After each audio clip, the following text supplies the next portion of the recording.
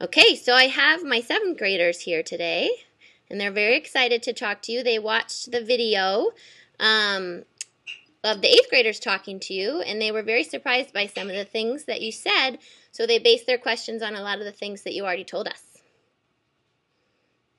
Okay. Okay. All right, so do you have anything you want to tell us before we start bombarding you again with questions? No, I think good. I think if they watched the last video, they probably already have a good base, so. Okay, great. All right, well, one of my students whose name is Audrey, we call her Margarita Reina. She's going to come up here and ask you some questions. All right. All right. And maybe I'll have you say hi to everybody first. They're all sitting here on the floor. Oh, wow. Come into the picture, Jason. All right. Ready? Okay. Hola. Wow. Does the amount, I know you said like they have a lot of people in the house, but does the amount like in the of people in the house change a lot? Yeah, it's 7 during the week and 10 or 11 on the weekends. There's 3 generations. And so the second generation, there's 3 aunts. 1 lives here full time, and then 2 only live here on the weekend. And their boyfriends will sometimes stay with us too. Or yeah, their boyfriends. Yeah, so a lot of people in and out. Very different from your house, right? Yeah. And how do most people you know make their living? Like, what are some popular jobs? Okay, yeah. Being a teacher is a really good job in Paraguay. It's actually one of the more stable jobs. If you guys write your notes, agriculture is a huge industry here. So in my particular town, a lot of people are like truck drivers because we're right by all the major agricultural factories. I know mostly teachers. I also know a lot of people who work at City Hall. I want to say the Paraguayan government accounts for over half of the workforce in Paraguay. So a lot of people have various government-appointed positions. And then the third one would probably be like just having a small store of some kind that sells either food or clothing, or like a stand that sells empanadas, just small independent stores. It's probably big 4, I suppose. And what would be a government position? So I know a guy who's like the secretary of culture for Camp 9 for my town. Like, it's a town of 25,000 people, and we have a secretary of culture. In all honesty, all he really does is run our library. But, and then there's someone who works at the library, right? So think of, your teachers. Is this a public school or a private school?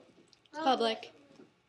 Okay. Yeah, so they all work for the government, technically, in theory, somewhere along the line. So it's like the same thing of there's just a lot of various positions that get filled like that. Like the municipality, there's someone whose job it is simply to kind of sort mail.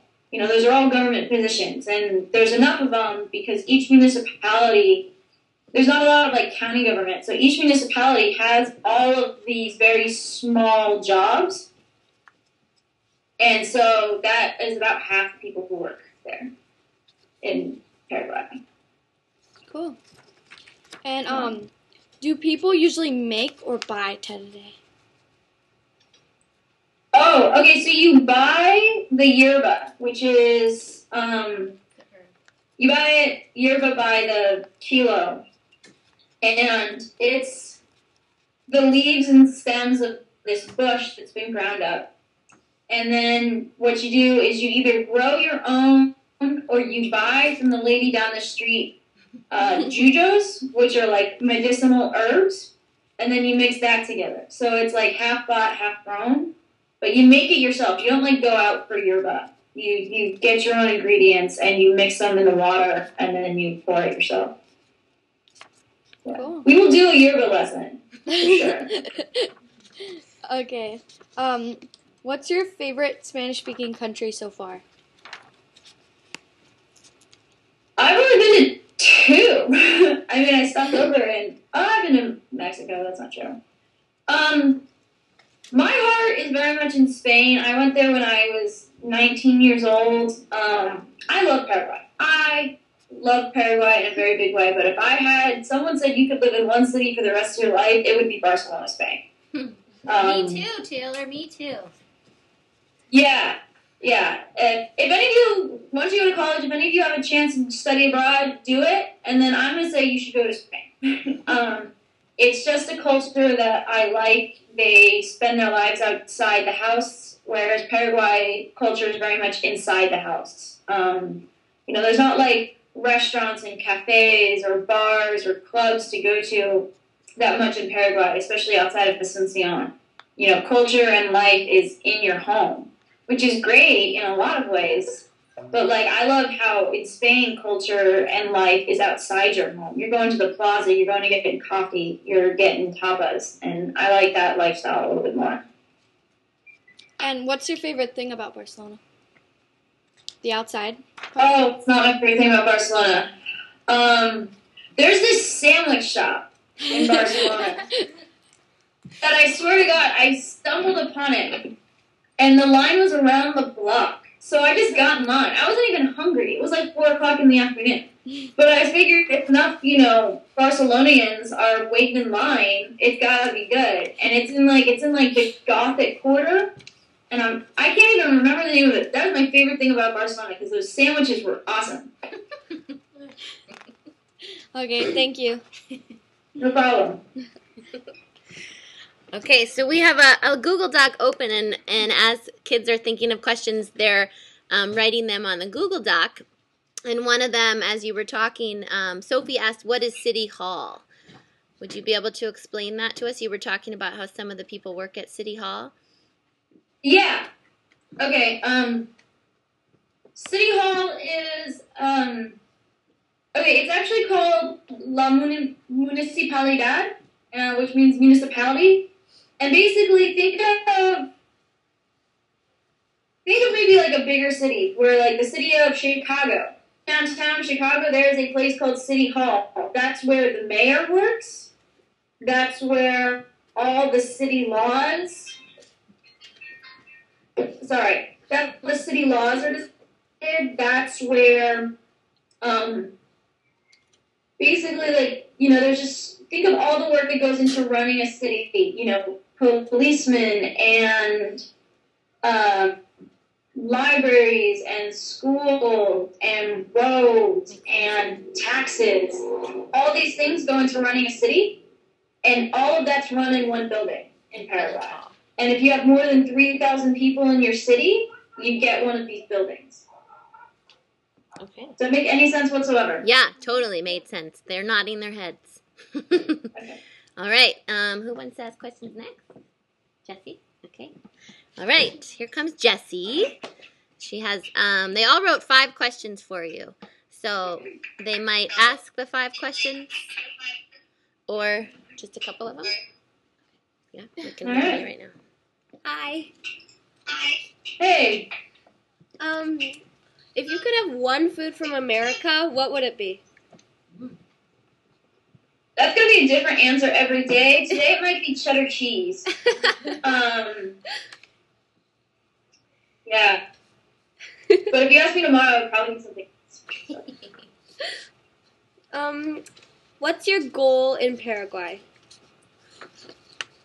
That's a really great question. I think you kind of make up your goals as you go along. My biggest goal, I'd have to say that coming into this was to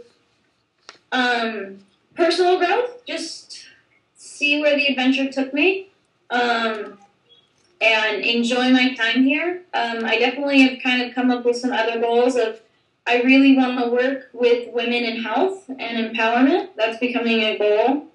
Each week I realize how important that is to me. And then what's considered my 4th goal in regards to what I want to do personally is I really want to learn how to garden. It's fairly common practice in Paraguay, and it's very much promoted by Peace Corps. So I want to like be able to grow little tomato plants and start out small. But that's something I want to learn. So, do you go to school for like health or anything in Paraguay? I don't. No, I went to. Well, I had 2.5 months of training in Paraguay in a different city before I moved to my official location, where I am now. So I live in a town called Campo Nueve right now, and for the first 2 months I was in Paraguay, I lived in a town called Ita. For those 2 months, I learned language, I learned technical skills, I learned cultural elements, important historical background to Paraguay, and then also just like how to live. I didn't know how to wash my clothes by hand until I moved to Paraguay. So, so I had a little training, but in regards to my day-to-day right now, I don't go to school at all. Lucky. Do the people you live with, like where you're staying right now, the people that come in and out, do they speak English? I've got one 14-year-old boy, Fernando, and he speaks a little bit of English, so him and I'll practice with him.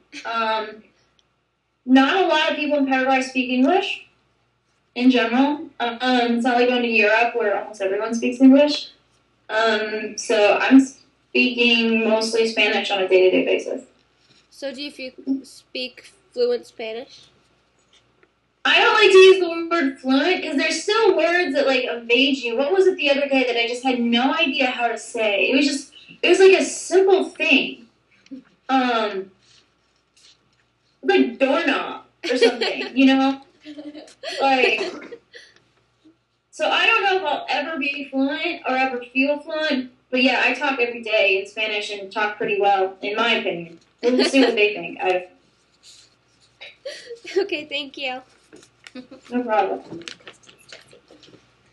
Okay, so I have a question for you, Taylor. When you talk to the 7th graders, and then also now you're talking to the 8th grade, or when you talk to the 8th graders, and now you're talking to my 7th graders, sorry, you spoke a little bit about how you're trying to help the women in their health, and you do an exercise class with women. Would you talk to my 7th graders a bit about the role of men versus women in the society there? Because it's very different than what we are used to. Yeah, especially for them being so young. Yeah. Okay. Looks like we have a fair amount of girls in this class too. So yes, we have 3 boys. Just 3 boys. Okay. So all right, it's a little blurry, so I can't totally tell, but yeah. So in Paraguay, in a large portion of Latin America, there is a phenomenon that they kind of gets labeled as machismo culture. Machismo in Spanish literally translates to macho. It's a very male-driven society.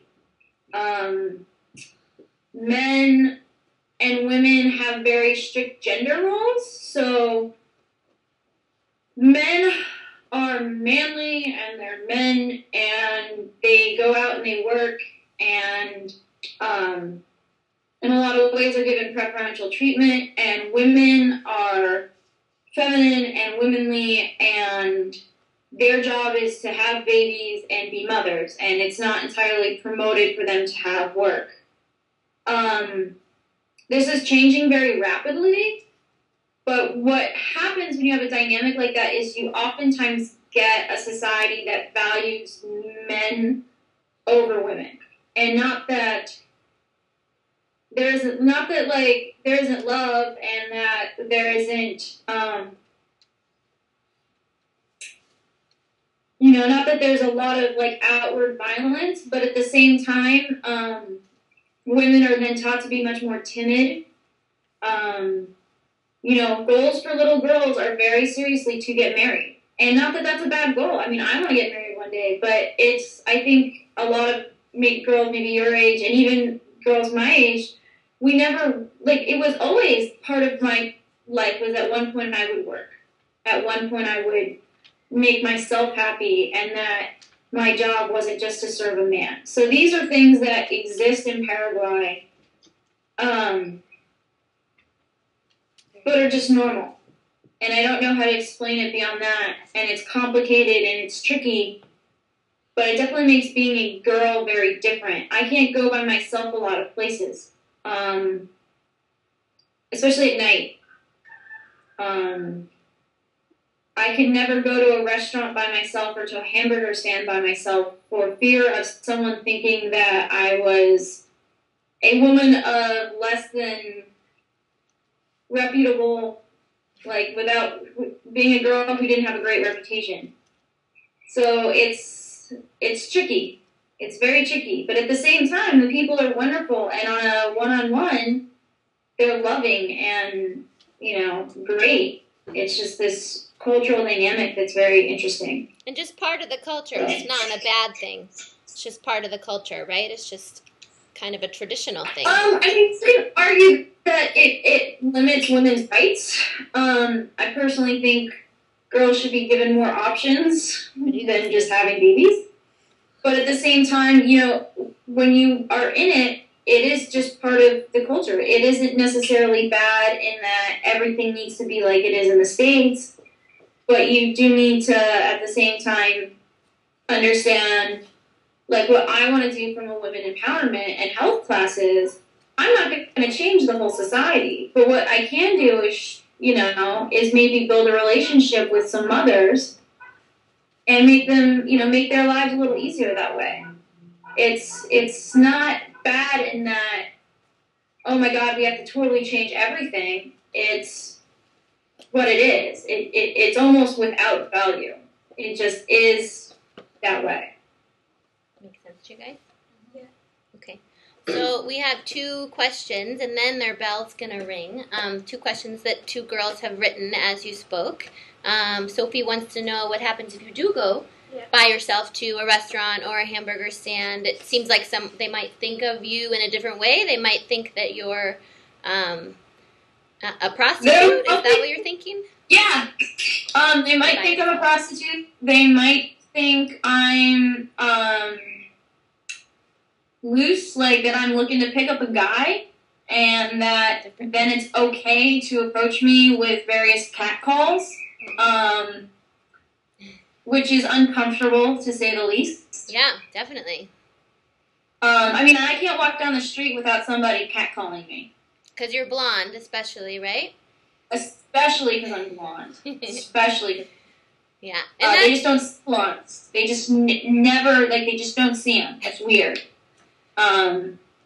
So that would be what would happen. Yeah. Okay, and one of our boys wants to know what a catcall is. So it's a man, Jake, who you could do this, but we don't in the United States usually, but a man yelling something out at a woman like, "Hey, pretty lady, come over here." That's like a catcall. Yeah. Okay, makes sense? Yeah. So, okay, so they still have a lot of questions, right, guys? You guys still have a bunch. But our bell's going to ring. So, Taylor, would you mind emailing me later to tell another time we could talk? Yeah, let's do it. Okay. All right. So, we're going to wrap things up here, and they got to go to their next class. But did you guys like this or what? Yeah. They love you, Taylor. I can tell the looks on their faces. So, so we'll talk again and work it out. And we are learning so much from you, Taylor. Thank you so much. Thanks. All right. So we'll say adios. All right. I'll talk to you guys later. Adios. Bye.